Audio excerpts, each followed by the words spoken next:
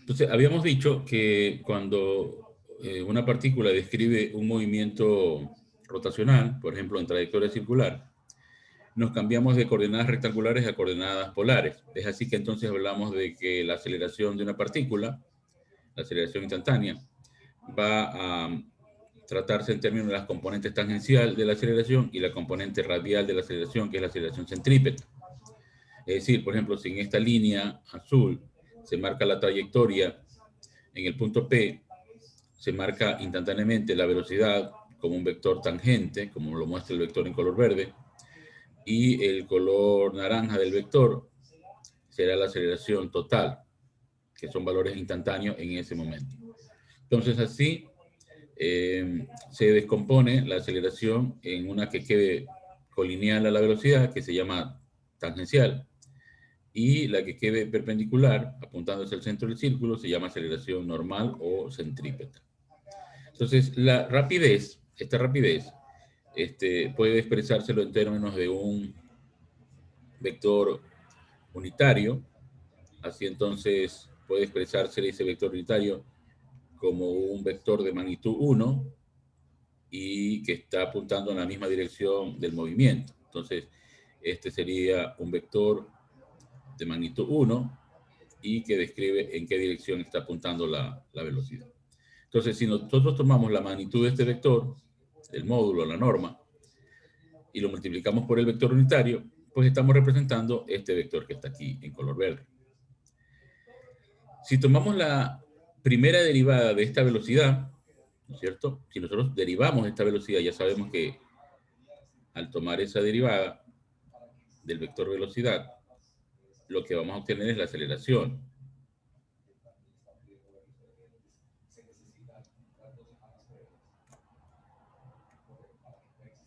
Entonces, analíticamente, yo conociendo v, puedo conocer a, la aceleración, con la primera derivada, que es básicamente en el gráfico, ¿no? Si yo tengo b, puedo conocer a.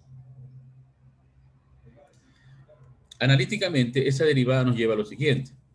Es decir, si yo derivo la velocidad, pues tengo que derivar esta expresión que lo puedo ver como un producto de la rapidez que está cambiando en el tiempo, puesto que si hay aceleración, o sea, si hay un movimiento, diga usted, acelerado, esta magnitud de la velocidad que es tangente va a ir cambiando en el tiempo,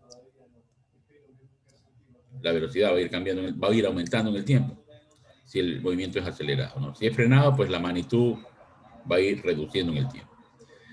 Entonces, vamos a ver cómo está variando en el tiempo tanto la rapidez como el vector unitario, porque este vector unitario también va cambiando, porque va marcando la dirección, está variando la dirección. Entonces, hay cambio de magnitud y hay cambio de dirección. Entonces, eso se va a reflejar cuando operemos esa primera derivada. Entonces, pues bien, veamos. Como vemos, hay que derivar un producto. Entonces, al derivar este producto, derivamos primero con respecto a una de ellas, que es la rapidez. La otra la mantenemos constante. Luego derivamos con respecto al vector unitario, que manifiesta el cambio de la dirección. Y dejamos constante la rapidez. Entonces, ahí está el efecto de la derivada. Esta cantidad primera, este primer término, corresponde a lo que sería la componente de la aceleración tangencial. Y este segundo término corresponde entonces al valor que se representa gráficamente aquí como la aceleración centrípeta o aceleración normal. Entonces, para estas nuevas coordenadas tenemos que la aceleración total es la suma de esta componente tangencial más esta componente centrípeta. No perdiendo de vista que esta suma por estas componentes es la aceleración total. Si nosotros cambiamos y tenemos típicamente en las coordenadas que comúnmente trabajamos, que son las coordenadas cartesianas, y si estos fuesen los ejes X y Y, entonces ustedes tendrían aquí que a lo largo de este eje X estaría la componente cartesiana AX, ¿no? Y paralelo al eje Y estaría la otra componente que cierra el triángulo, que correspondería a la componente Y. Entonces, si ustedes expresan la aceleración en términos de componentes rectangulares, tendrían pues AXY y A sub y j en términos de las componentes rectangulares. Da lo mismo, entonces, escribir en coordenadas cartesianas o rectangulares que escribirlo en coordenadas polares, pues la información es la misma. Estamos hablando del mismo vector de aceleración. ¿De acuerdo?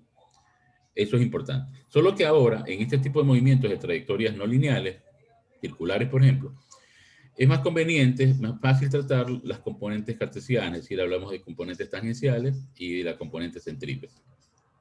Esa es la razón. Bueno, entonces, hecha esa introducción, que es lo que dije, estábamos recordando lo que vimos en la clase anterior, diferenciemos entonces, cuando una partícula se mueve en línea recta, ¿no? Un movimiento rectilíneo, ¿sí? Entonces, la partícula está moviéndose en línea recta y si está aumentando su velocidad, en algún momento tiene la velocidad v sub 1, luego tiene una velocidad v sub 2, entonces es claro que está acelerado. Entonces nosotros en movimiento rectilíneo lo que hacíamos es restar las dos velocidades, es decir, medir el cambio de la velocidad, la final menos la inicial nos da el cambio, este vector delta v.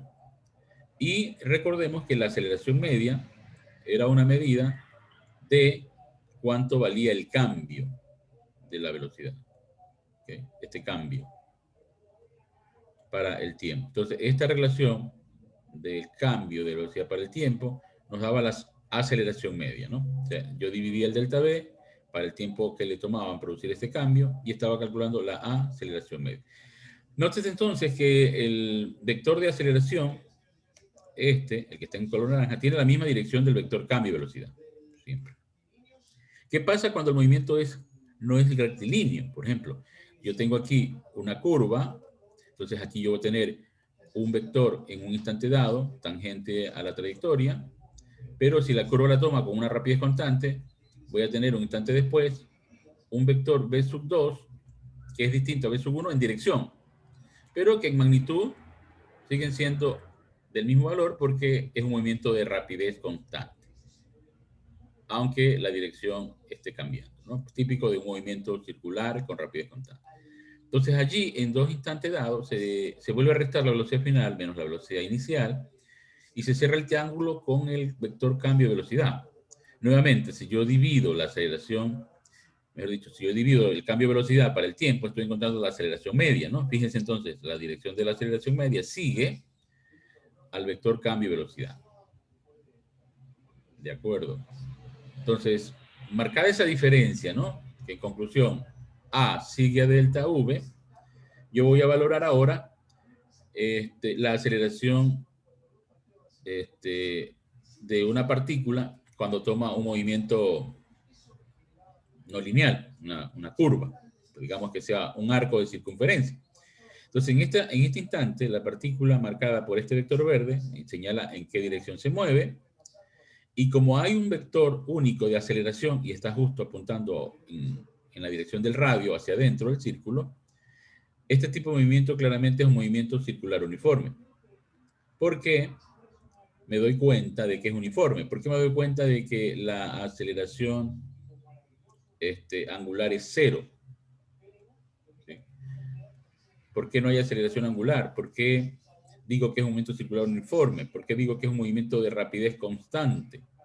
Porque me fijo en la aceleración que tengo ahí como dato. El dato en la figura me da un vector que apunta hacia el centro de la trayectoria y no hay una componente tangencial que quede paralelo, porque si yo hago la proyección sobre esta línea es un punto, cero. Entonces, al no haber aceleración tangencial, porque recuerden que cuando hay una aceleración tangencial, esa es la que provoca que la rapidez esté cambiando. Al ser cero la aceleración tangencial, no hay cambio de la rapidez. Por esa razón digo que la rapidez es constante. Y solo queda aceleración centrípeta, claro, es obvio que si una partícula se mueve por una trayectoria circular o no rectilínea y la rapidez es constante, al menos debe existir una aceleración. Esa aceleración es la aceleración centrípeta, porque la aceleración centrípeta es la que causa que cambie la dirección, que la dirección esté cambiando en el tiempo, aunque no cambie la rapidez. Entonces aquí la aceleración total de la partícula equivale a la aceleración normal, aceleración radial o centrípeta. ¿De acuerdo? En cambio, si existiese una componente tangencial como en el segundo figura, ¿no? Además de esta aceleración centrípeta o radial, está la otra componente para cerrar el triángulo que correspondería a la tangencial. Porque la suma entonces de la radial más la tangencial estaría dando el vector total, que es el que está graficado.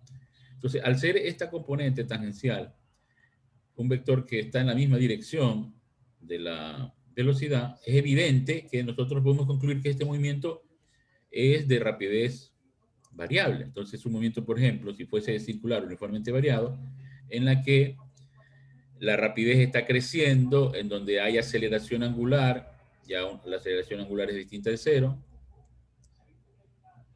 puesto que hay una componente de aceleración tangencial que asegura que la rapidez aumenta con el tiempo. Eso sí, la centrípeta siempre está pendiente, por defecto, en todo movimiento no lineal.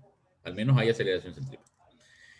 En el tercer caso que se muestra aquí, nótese la dirección del vector total de aceleración. Además de la componente radial o centrípeta, la componente correspondiente a la aceleración tangencial queda en una dirección contraria, opuesta a la dirección del movimiento. Entonces, saben ustedes que cuando uno mira el vector velocidad y mira el vector de aceleración tangencial oponiéndose a este sentido, esto es típico de un movimiento frenado. Significa que conforme transcurre el tiempo, la rapidez va a ir decreciendo. ¿De acuerdo? Entonces, bueno, uno tiene que diferenciar, básicamente viendo la dirección del vector de aceleración en función de la velocidad, si el movimiento es frenado, acelerado o simplemente de rapidez constante, como se ha explicado en estas tres figuras. Ahora, vamos a mostrar con este ejemplo la dirección que muestra esta partícula, por ejemplo, un esquiador que va por la pendiente constante hasta el punto C, que tiene una misma inclinación, digamos un ángulo θ, en la que se puede graficar el vector de aceleración a lo largo de la rampa, ¿no? De la rampa que termina acá más allá del punto F. Entonces, típico de una partícula que baja por una superficie inclinada, pues la aceleración total es básicamente la aceleración tangencial, no hay ninguna distinción allí, porque es un movimiento rectilíneo, ¿no? No hay aceleración centrípeta al ser un movimiento rectilíneo. Entonces, esta aceleración total, que es la aceleración tangencial, está dada básicamente por producto de la gravedad y el seno del ángulo del plano inclinado.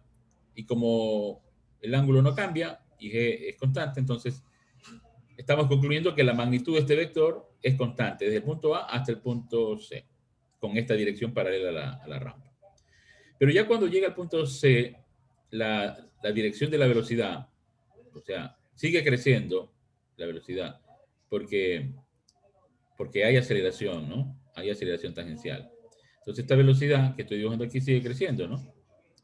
Sigue aumentando la velocidad, para luego ir disminuyendo, ¿sí? Pero ya vamos a ver por qué disminuye. Esto es la velocidad.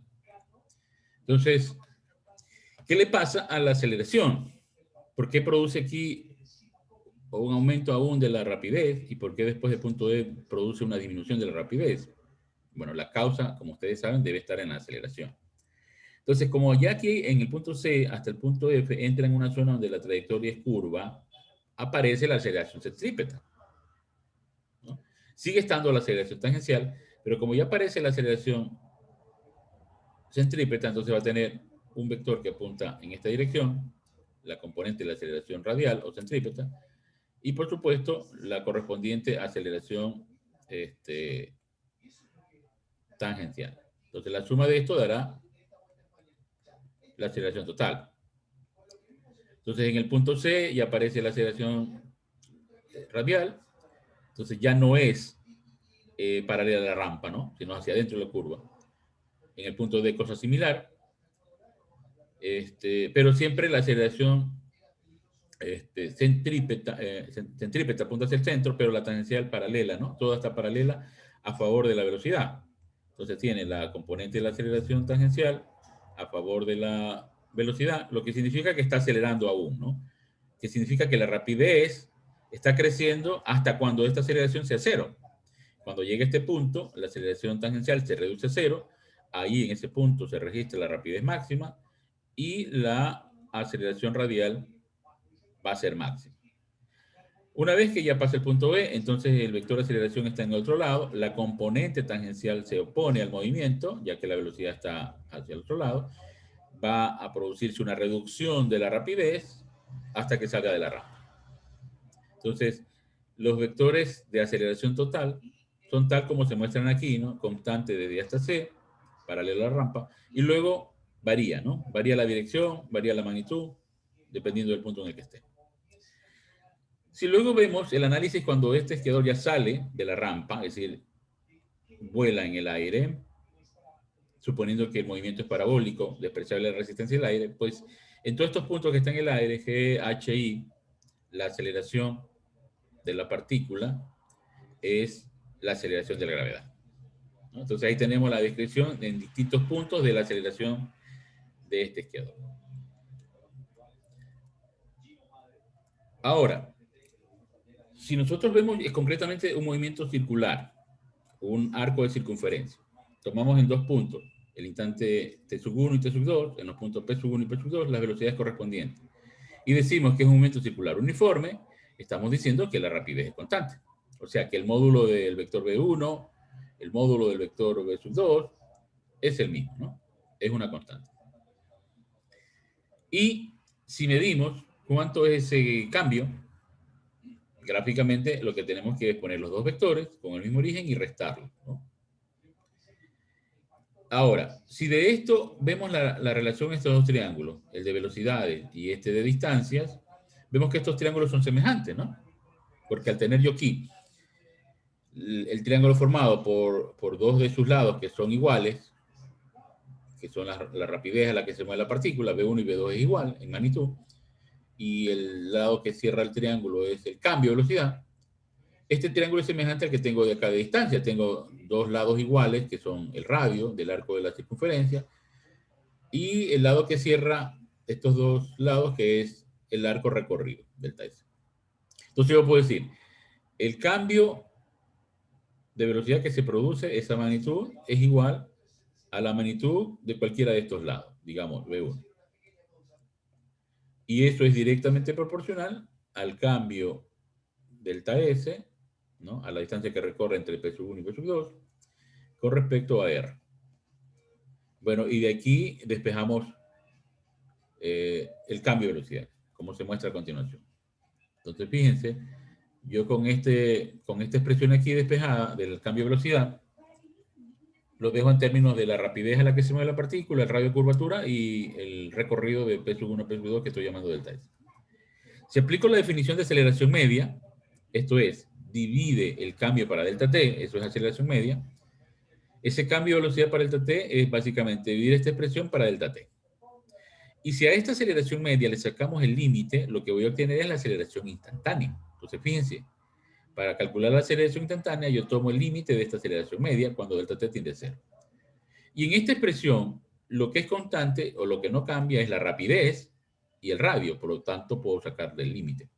Quedando entonces lo que cambia en el tiempo, que es el delta S y el delta t. Entonces, valorando el límite de la tasa a la que cambia el recorrido S en el tiempo dado, es lo que se conoce como rapidez instantánea, ¿no? Entonces, por eso yo pongo acá, finalmente, que tengo rapidez al cuadrado, porque voy a tener rapidez por rapidez, es rapidez al cuadrado, sobre R. Quedando entonces esta expresión para memorizar y recordar que esta es una manera de poder calcular la aceleración tangencial o centrípeta, ¿no?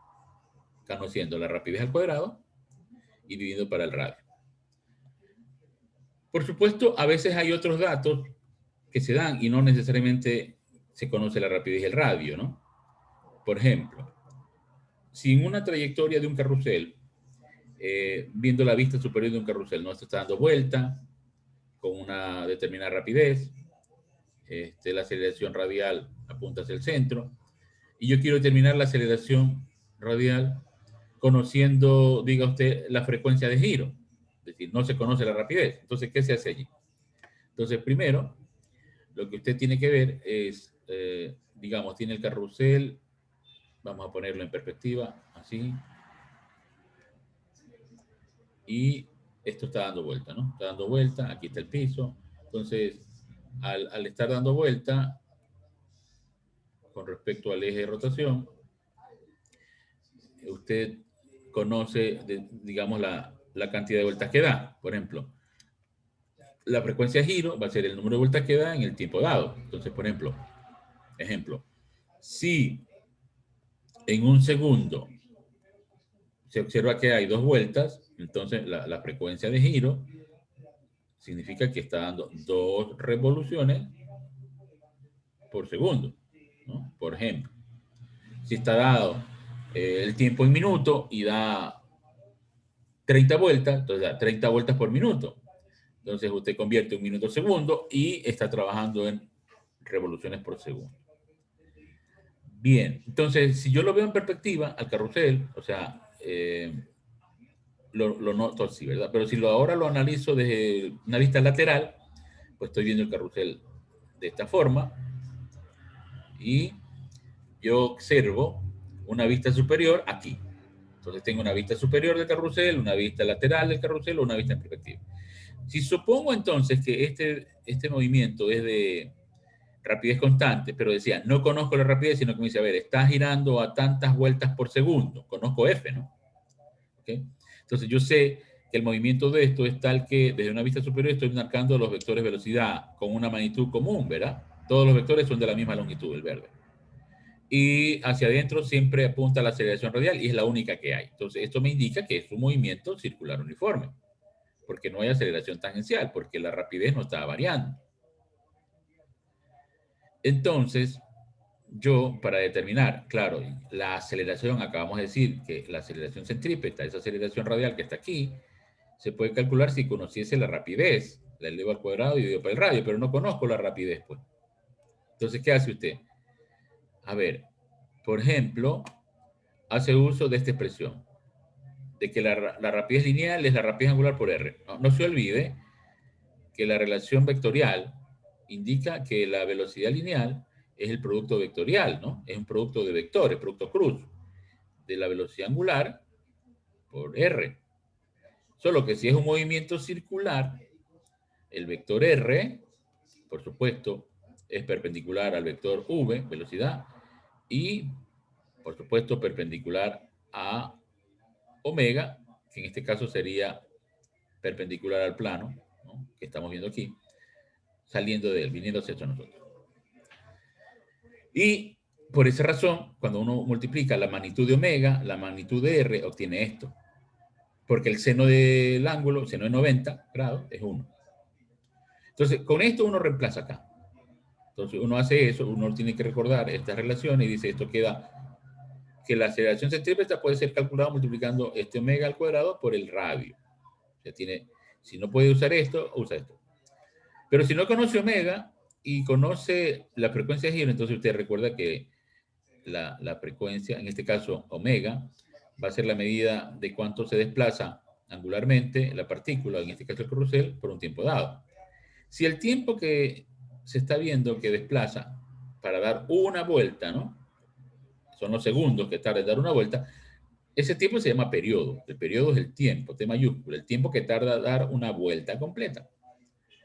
Y el desplazamiento angular son 360 grados, solo que el delta tita no se pone en grados, sino siempre se pone en radianes, es decir, 2pi. Entonces ahí tiene, omega vale 2pi sobre periodo, o el omega vale 2pi por frecuencia. ¿Por qué? La relación entre el periodo y la frecuencia es que la frecuencia es el inverso del periodo, o el periodo es el inverso de la frecuencia. Bueno, entonces si usted conoce el periodo, conoce la frecuencia, cualquiera de las dos puede usar estas expresiones que están aquí para determinar omega. Bueno, dicho eso, entonces, dado que no se conoce omega, entonces usted reemplaza aquí y finalmente concluye que al reemplazar omega como 2pi sobre periodo, ¿no?, aquí va a obtener esta expresión,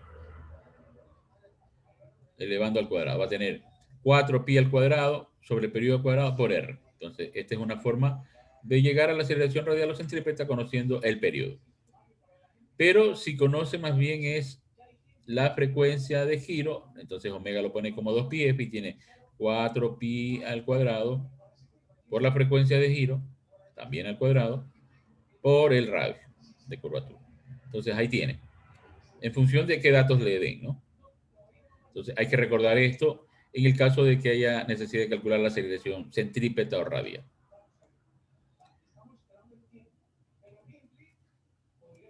Bien.